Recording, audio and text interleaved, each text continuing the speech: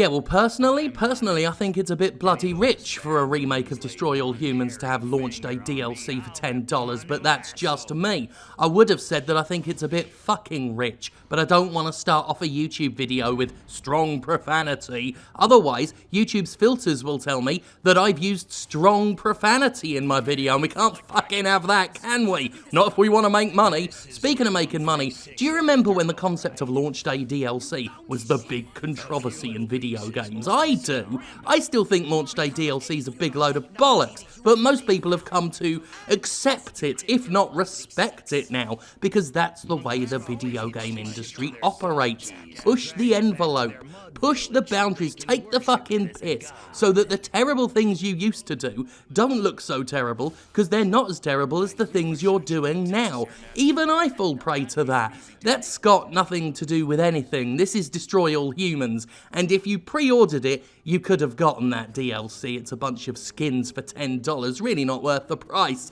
I'm not going to pay $10 for something I could have had for free if I bought the game a day beforehand. No thank you. I'm not just bitter because there's a clown one and you can literally be a killer clown from outer space, as a reviewer on Steam pointed out. And some of the reviews on Steam, specifically for the DLC, say, you should buy the DLC to support the devs. And I'm like, isn't that what buying the actual fucking game is supposed to be? This video isn't all about launch day DLC for Destroy All Humans. I just thought it'd be fun for you to hear me just go off on something that only really I care about anymore. Only I give a shit about launch day DLC or microtransactions, because at least they're not loot boxes. That's how it works. So Destroy All Humans, it's a full-on remake of the original game from 2000 whatever.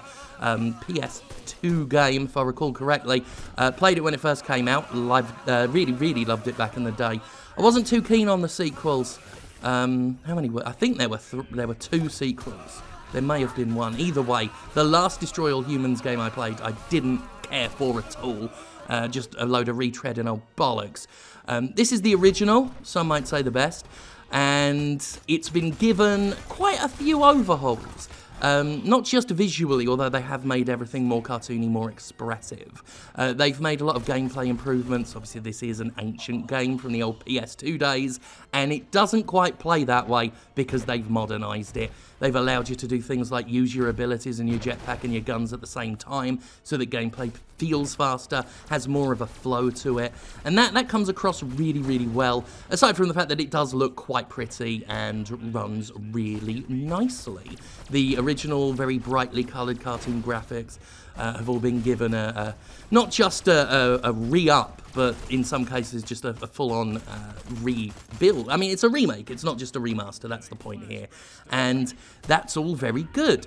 That said, there are archaic design elements that are difficult to extract from the original game, like the missions.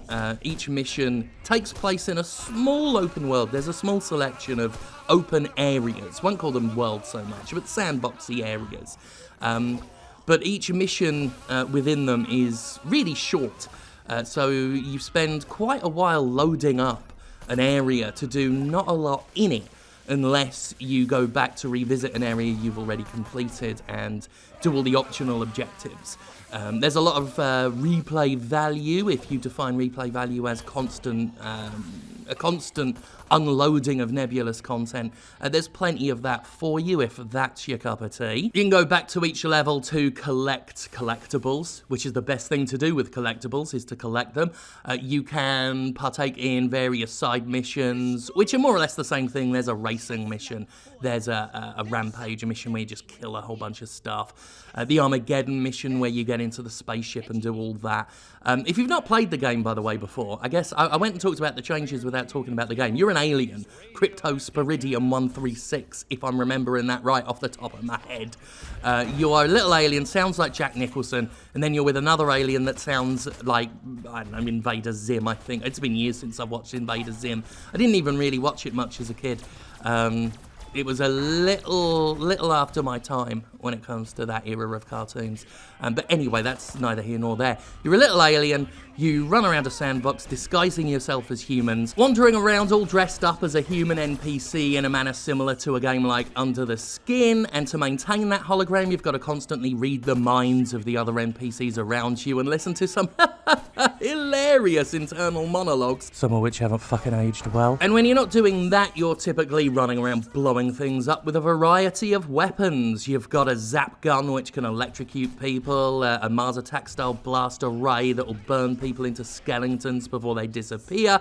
There's an anal probe. That was of course one of the most famous aspects of the original Destroy All Humans. Whether you find that tasteful or comfortable these days is up to you. And then there's a flying saucer that you can get into and send down heat rays and other sorts of weapons to blow stuff up and set buildings on fire and do all of that destructive alien stuff that people like. It's set in the 1950s, which means 99% of the jokes are ha-ha, communism, Red Scare, McCarthyism. Which is fine enough, Red Scare jokes are fine enough, but that is more or less the only joke in Destroy All Humans when it comes to parodying the 50s American suburbia.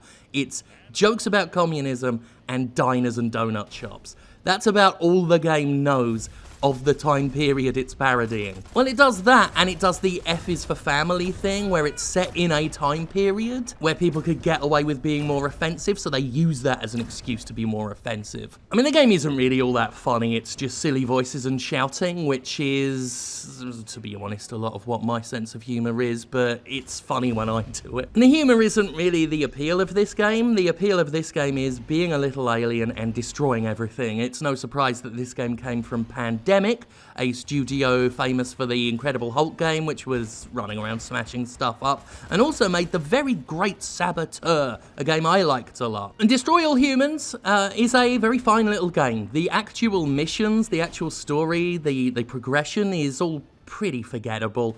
Like I say, missions are short, there's not a lot to them, it's often very repetitive. It's usually stealth your way around here, make someone follow you here, or blow this shit up. But the moment-to-moment blowing up of the shit is the appeal, and that's been represented very well here. They've taken what made the original fun, and then made it more convenient, gave it some modern updates for the player's comfort. And I think if you go in fully prepared for some of the writing to have not aged well, I don't think you'll be too alarmed by what goes on. Anyway, I'm probably not going to do a video on Hellpoint, which is that desperate Dark Souls wannabe game. It's basically a sci-fi Dark Souls, except we've already got the Surge 2, which is fucking great, so we don't need Hellpoint. It's a cheap looking game with a poor frame rate and feels like an asset flip, even though it's not, because the art just doesn't work well together at all. The enemies don't look like they belong in the sparse, textureless environments. The combat's brainless, the boss is heavily uninspired, exploration is tedious, and in my experience so far, the online simply doesn't work at all. It's a complete waste of fucking time, and it's such a waste of fucking time, it would waste your time to do a video on it, so I thought I'd just squeeze it in here.